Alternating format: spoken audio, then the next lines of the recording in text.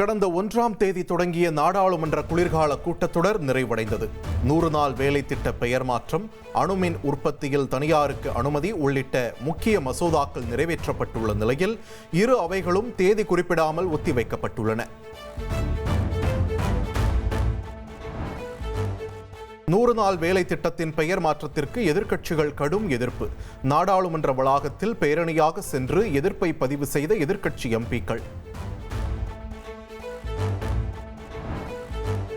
தமிழ்நாட்டில் வாக்காளர் பட்டியல் சிறப்பு தீவிர திருத்தம் நிறைவு பெற்ற நிலையில் இன்று மாலை 5:30 மணிக்கு வரைவு வாக்காளர் பட்டியல் வெளியாகிறது.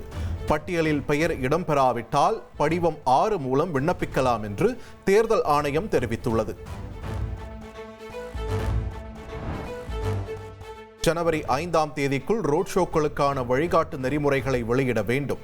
கரூர் சம்பவத்தை தொடர்ந்து ரோட் ஷோக்கு நெறிமுறைகள் வகுக்க கோரிய வழக்கில் சென்னை உயர்நீதிமன்றம் தீர்ப்பு வழங்கியுள்ளது. ஆபரண தங்கத்தின் விலை சவரனுக்கு 480 ரூபாய் குறைந்துள்ளது. சென்னையில் ஒரு சவரன் ஆபரண தங்கம் 99,040 ரூபாய்க்கு விற்பனை செய்யப்படுகிறது.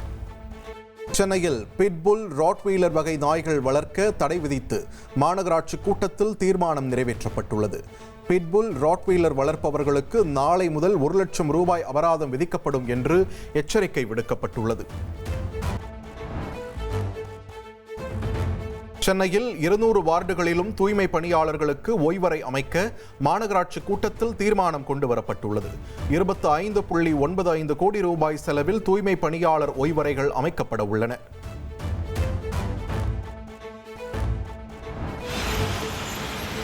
தமிழகத்தின் பல்வேறு பகுதிகளில் கடும் பனிப்பொழிவு நிலவியது. இதனால் வாகன ஓட்டிகளும் பொதுமக்களும் கடும் அவதிக்குள்ளாகினர். டெல்லியில் ஆனந்த் விஹார், அக்ஷர்தாம் பகுதிகளில் காற்றின் தரக்குறியீடு 442ஆக பதிவாகியுள்ளது. இதேபோல் கிரேட்டர் நொய்டாவில் 404ஆகவும், இந்தியா கேட்டில் 381ஆகவும் மோசமடைந்துள்ளது.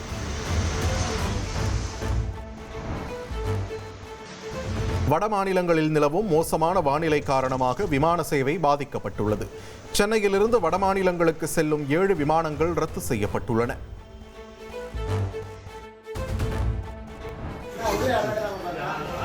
திருவள்ளூர் மாவட்டம் உப்பரபாளையத்தில் வீட்டில் சிலிண்டர் வெடித்து விபத்து ஏற்பட்டது. சிலிண்டர் வெடித்ததில் வீடு இடிந்து சேதமடைந்த நிலையில் கணவன், மனைவி காயங்களுடன் மருத்துவமனையில் அனுமதிக்கப்பட்டுள்ளனர்.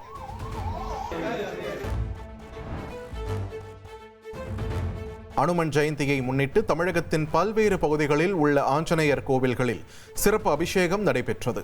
பக்தர்கள் நீண்ட வரிசையில் காத்திருந்து சுவாமி தரிசனம் செய்தனர்.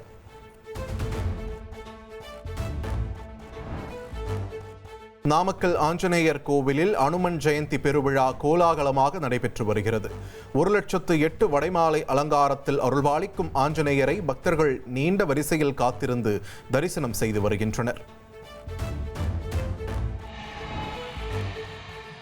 அனுமன் ஜெயந்தி விழாவையொட்டி விழுப்புரம் மாவட்டம் பஞ்சவடியில் உள்ள பஞ்சமுக ஆஞ்சநேயர் கோவிலில் சிறப்பு பூஜை நடைபெற்றது. 36 அடி உயர ஆஞ்சநேயர் சிலைக்கு 2000 லிட்டர் பால் மற்றும் சிறப்பு திரவியங்களால் அபிஷேகம் செய்யப்பட்டது.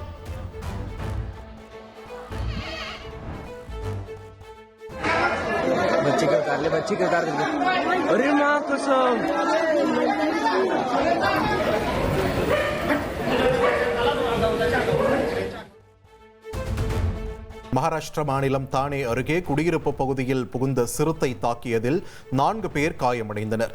சிறுத்தையை பிடிக்கும் பணியில் வனத்துறையினர் தீவிரமாக ஈடுபட்டுள்ளனர்.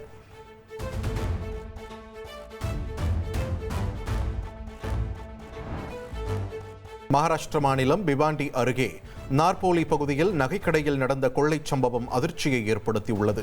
நகை வாங்குவது போல் நடித்து ஒரு ட்ரே முழுக்க இருந்த நகைகளை மர்ம நபர் திருடிச் செல்லும் சிசிடிவி காட்சி வெளியாகியுள்ளது. யுக்ரைன் ரஷ்யா போர் விரைவில் முடிவடையும் என்று அமெரிக்க அதிபர் டொனால்ட் ட்ரம்ப் நம்பிக்கை தெரிவித்துள்ளார்.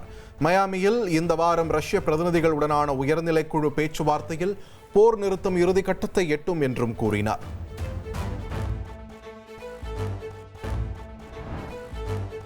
தைவானை சுற்றி 7 சீன போர் விமானங்களும் 11 கப்பல்களும் வலம் வருவதால் அந்த பிராந்தியத்தில் உச்சகட்ட பதற்றம் நிலவுகிறது.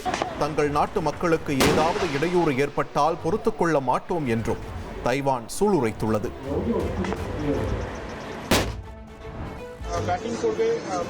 இந்தியா தென்னாப்பிரிக்கா இடையேயான கடைசி மற்றும் 5வது T20 கிரிக்கெட் போட்டி அகமதாபாத்தில் இன்று நடைபெறுகிறது. 2-1 என்ற கணக்கில் முன்னிலை பெற்றுள்ள இந்திய அணி இன்றைய போட்டியில் வெற்றி பெற்று தொடரை கைப்பற்றுமா என ரசிகர்களிடையே எதிர்பார்ப்பு அதிகரித்துள்ளது.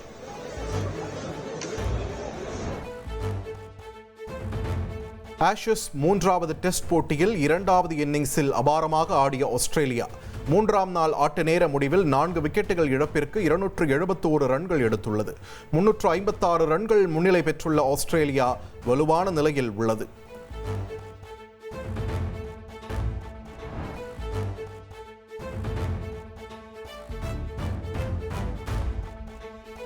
ஃபாஸ்ட் அண்ட் ஃபியூரியஸ் திரைப்படத்தில் இணைந்தார் நட்சத்திர கால்பந்தாட்ட வீரர் ரொனால்டோ. படப்பிடிப்பு தளத்தில் எடுக்கப்பட்ட புகைப்படங்கள் சமூக வலைதளங்களில் வைரலாகி வருகிறது. விஜயின் மகன் ஜேசன் சஞ்சய் இயக்கும் சிக்மா திரைப்படத்தின் படப்பிடிப்பு நிறைவடைந்துள்ளது. படத்தின் டீசர் வரும் செவ்வாய்க்கிழமை மாலை 5 மணிக்கு வெளியாகும் என்று படக்குழு அறிவித்துள்ளது.